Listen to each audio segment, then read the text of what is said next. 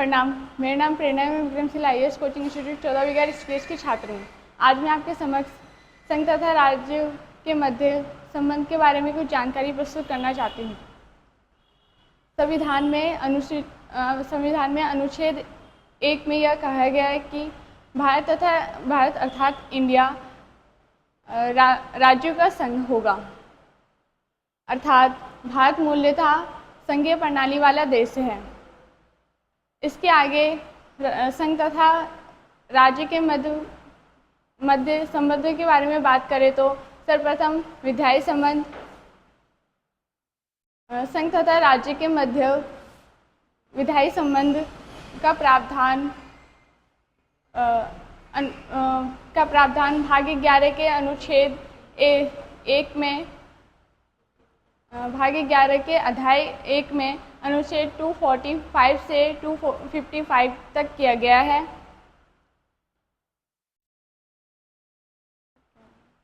245 तथा 246 के मध्य संघ तथा राज्य के मध्य विधायी शक्तियों का विभाजन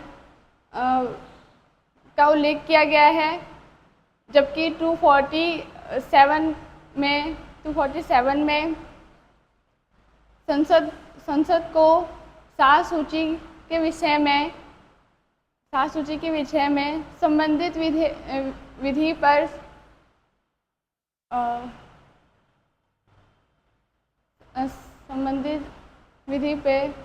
पक्ष प्रसारित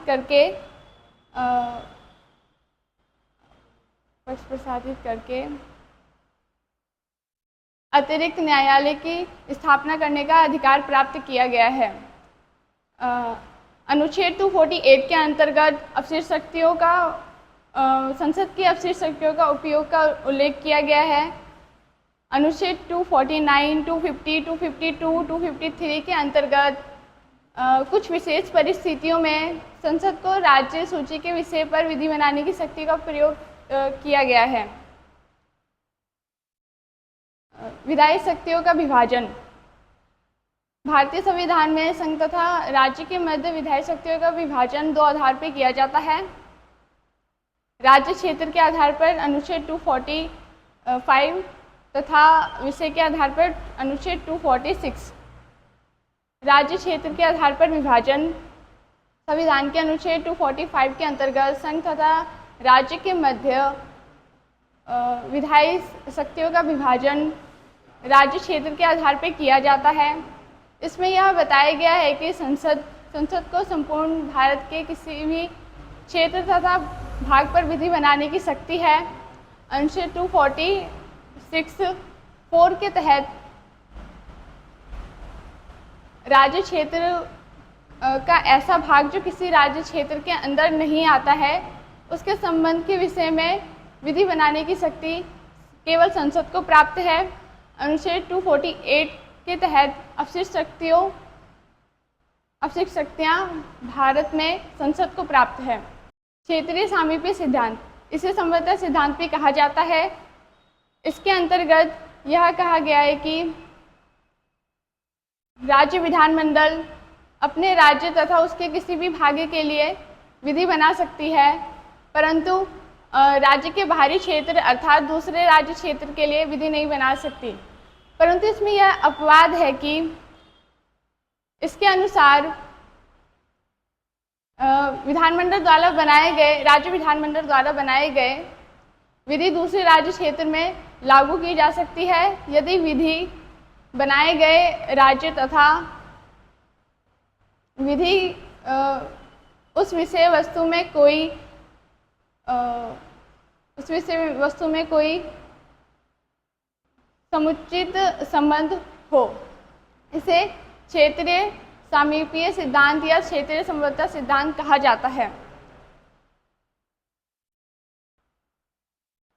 विषय के आधार पर विभाजन। संविधान में अनुच्छेद 246 के तहत संघ तथा राज्य के मध्य विषय के आधार पर विभाजन किया जाता है। यद्यपि यह देश के स्थानीय तथा राजनीतिक परिस्थितियों के अनुसार भिन्न भिन्न होते रहते हैं। विधायी विषय यथा अमेरिका तथा ऑस्ट्रेलिया में अमेरिका के सिद्धांत में केवल केंद्र सरकार की शक्तियों का उल्लेख किया गया है, परंतु तथा अमेरिका में अवशिष्ट शक्तियां राज्य को प्रदान की गई है। परंतु इसके विपरीत कनाडा में संघ तथा राज्य दोनों की शक्तियों का उल्लेख किया गया है तथा इनमें अवशिष्ट शक्तियां संघ को प्राप्त की गई है। भारत में अवशिष्ट शक्तियां मूल रूप से संसद को प्राप्त की गई है। विधायी विषय की सूचियों में संघ सूची तथा राज्य सूची को रखा गया। अवशिष्ट शक्तियां संसद को प्राप्त की गई। भारतीय शासन अधिवेशन 1935 में एक अनुभव का प्रयोग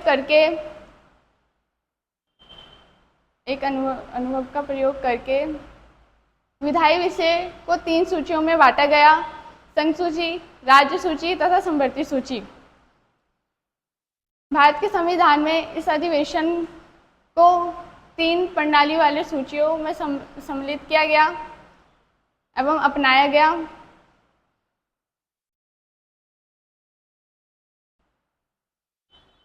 भारतीय संविधान में 101 संशोधन अधिनियम 2016 के तहत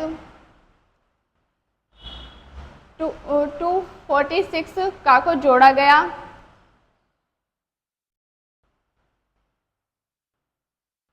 240 का के अंतर्गत संसद को संघ द्वारा तथा राज्य द्वारा अधिरोपित माल एवं सेवा कर टैक्स पर विधि बनाने की शक्ति प्रदान की गई। भारतीय संविधान में 7वीं अनुसूची के अंतर्गत विधायी विषय में 3 सूचियों में विभक्त किया गया: राज्य सूची, संघ सूची तथा समवर्ती सूची। तथा अवशिष्ट शक्तियां संघ को प्राप्त की गई। 246 के तहत संघ तथा राज्य को एक विधायी विशेष प्रकार की अधिकार प्राप्त की गई, जिसमें संघ सूची के वर्णित विषय पर विधि बनाने की शक्ति संसद को प्राप्त है। राज्य सूची के विषय में विधि बनाने की शक्ति राज्य विधानमंडल को प्राप्त है। समवर्ती सूची में विधि बनाने की शक्ति संसद तथा राज्य विधानमंडल दोनों को प्राप्त है। 248 के तहत अवशिष्ट विधायी शक्तियों का प्रयोग भारत में संसद द्वारा किया जाएगा। इसके पश्चात संघ सूची 7वीं अनुसूचित के पहली सूची को कहा जाता है। इसके अंतर्गत राष्ट्रीय महत्व का विषय रखा गया है।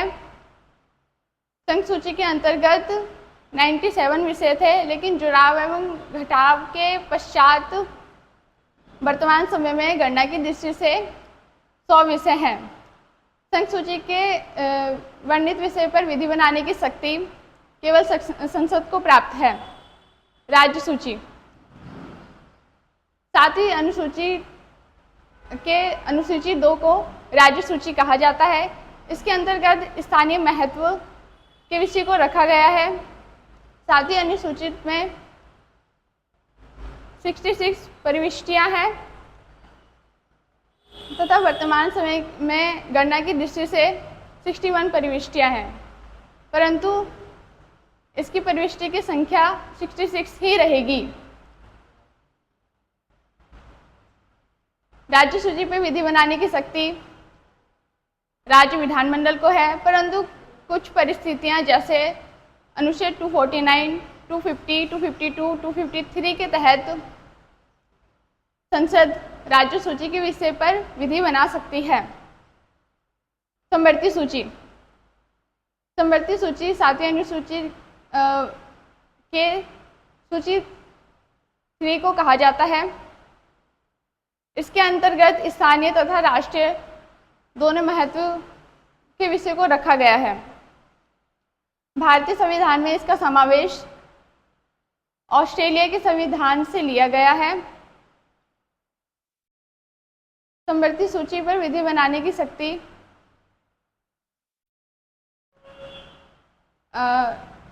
राज्य विधानमंडल तथा संसद दोनों को प्राप्त है।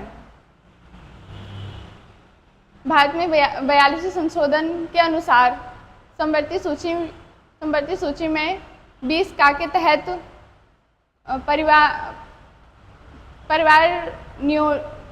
परिवार नियोजन तथा 25 के तहत शिक्षा को समवर्ती सूची में सम्मिलित किया गया। इससे पहले वो राज्य सूची का विषय था।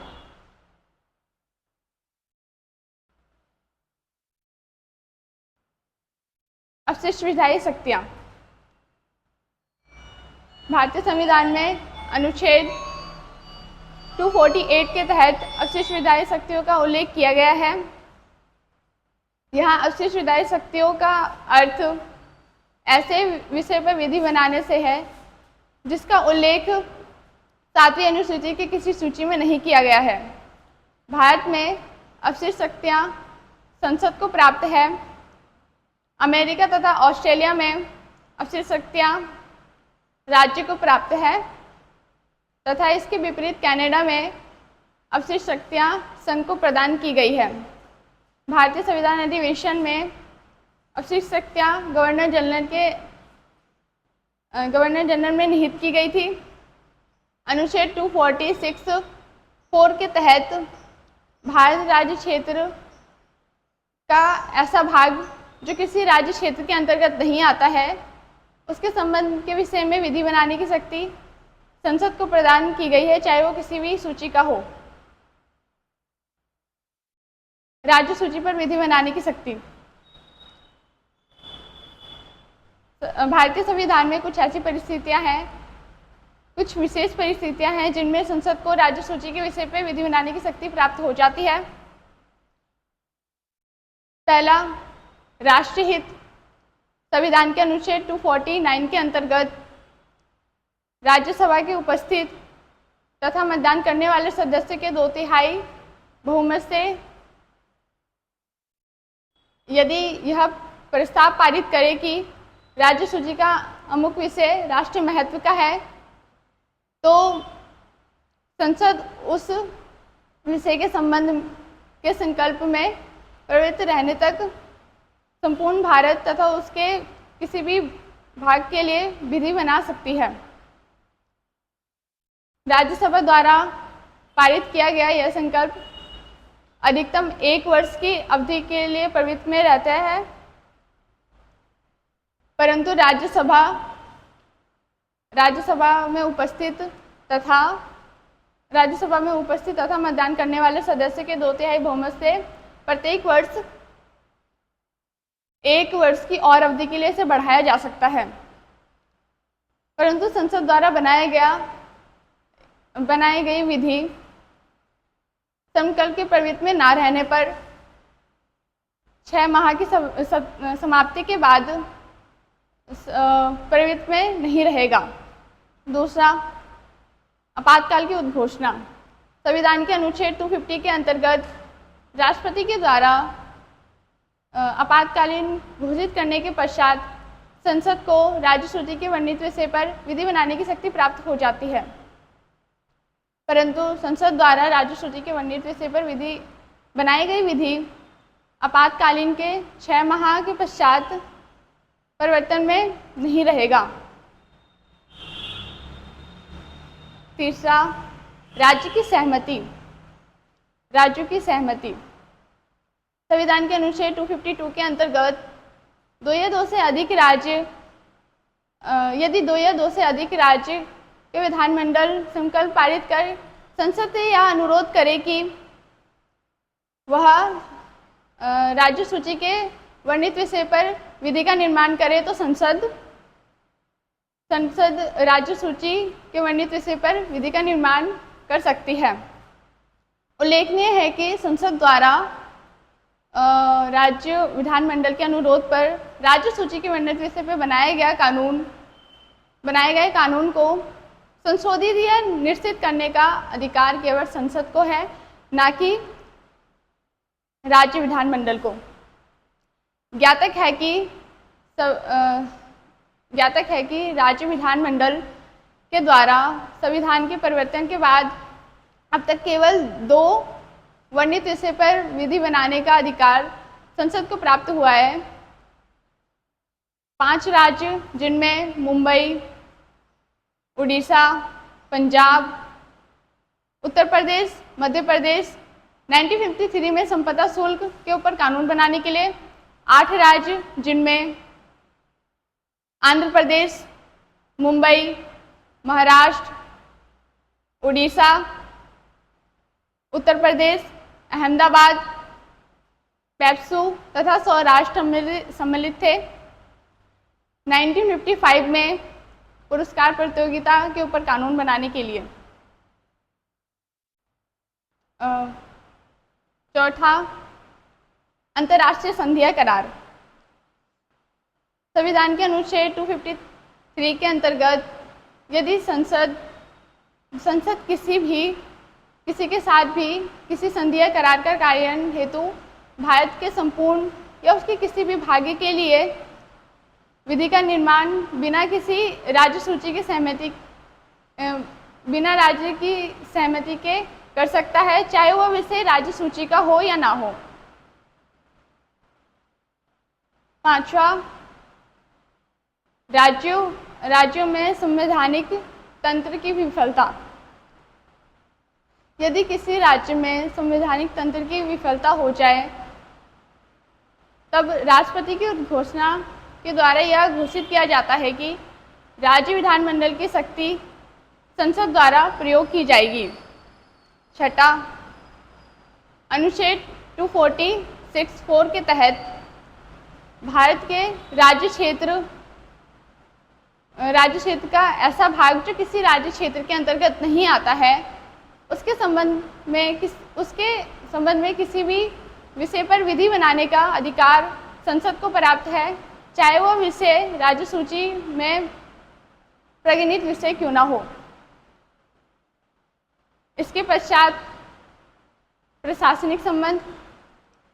संघ तथा राज्य के मध्य प्रशासनिक संबंध भाग 11 के अध्याय 2 में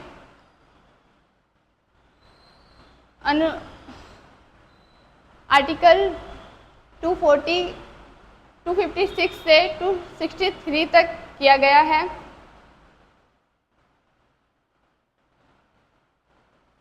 भारतीय संविधान में इस सिद्धांत में यह स्पष्ट किया गया है कि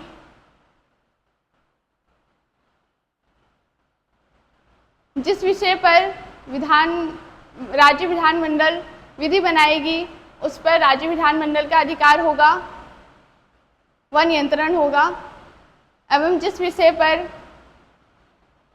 केंद्र संसद कानून बनाएगी, उस पर केंद्र कार्यपालिका का नियंत्रण रहेगा।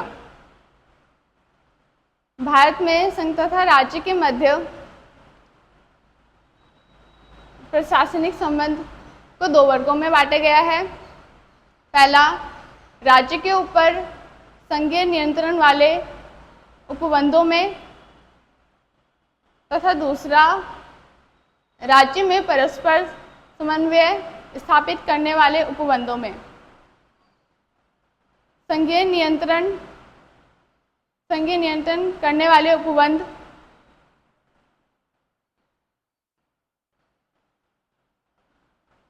यद्यपि राज्य सरकार समानता अपने प्रशासनिक कार्य में स्वतंत्र है, परंतु कुछ सीमा पर केंद्र सरकार राज्य सरकार पर नियंत्रण एवं निर्देशित कर सकते हैं। इसके लिए यह कई प्रकार का कार्य करते हैं। राज्य को निर्देशित करना, राज्य को निर्देश देना।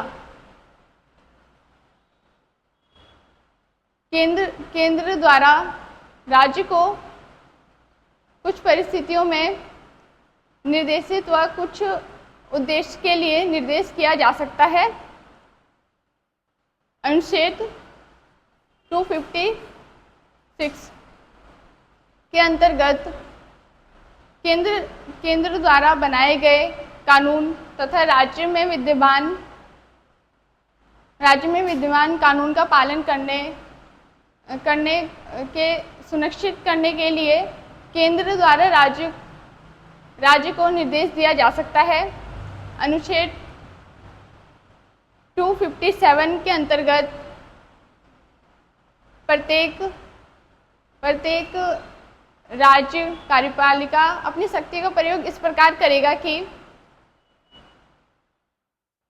केंद्र कार्यपालिका इस प्रकार करे कि केंद्र कार्यपालिका शक्ति का प्रयोग करने में कोई बाधा उत्पन्न ना हो और केंद्र इस परियोजना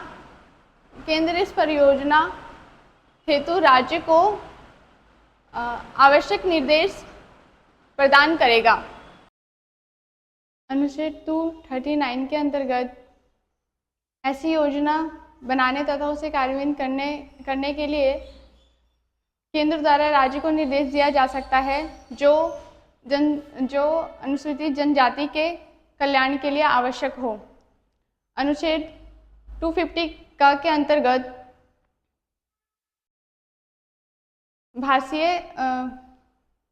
भाषीय अल्पसंख्यक वर्ग के बालकों के लिए शिक्षा के प्राथमिक स्तर पर मातृभाषा में शिक्षा पर्याप्त सुविधाओं द्वारा सुनिश्चित करने के लिए केंद्र द्वारा राज्य को निर्देश दिया जा सकता है।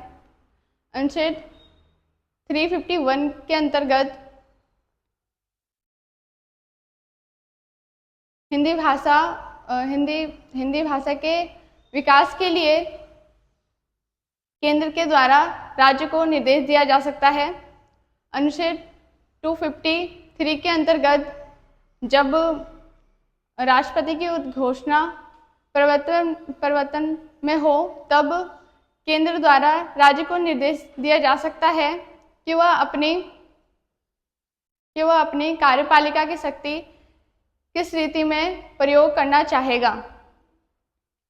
अनुच्छेद 255 के अंतर्गत यह सुनिश्चित करने के लिए कि राज्य सरकार भारतीय संविधान के द्वारा चलाई जाए, केंद्र किसी भी राज्य को निर्देश दे सकते हैं तथा केंद्र का यह कर्तव्य है कि बाहरी आक्रमण तथा आंतरिक अशांति से प्रत्येक राज्य की रक्षा करें।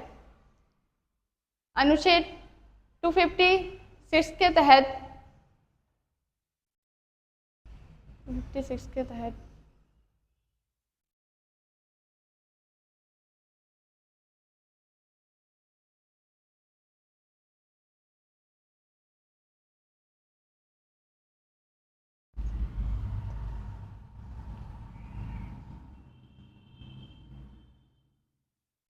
अनुच्छेद 256 के तहत राष्ट्रपति शासन लागू होने पर राष्ट्रपति की उद्घोषणा द्वारा राज्य के सभी या किन्हीं कार्यपालिका की शक्ति अपने हाथ में ले सकता है। धन्यवाद।